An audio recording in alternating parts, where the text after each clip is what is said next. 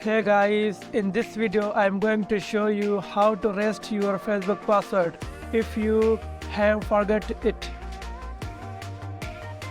Step 1. Go to the Facebook login page and click on Forgot Password under the password field.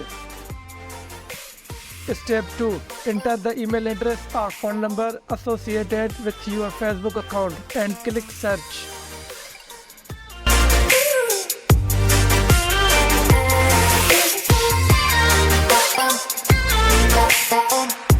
Step 3. Follow the prompts to confirm your identity, such as entering a code sent to your email or phone number.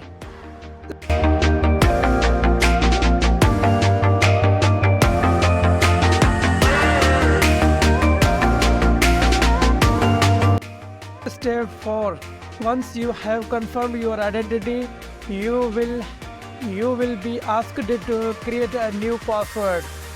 Step 5. Enter a new password, confirm it, and click Save Changes.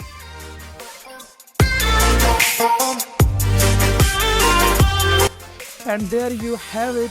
That's how to reset your Facebook password. If you have forgot it, don't forget to keep your password safe and secure to avoid any future issues.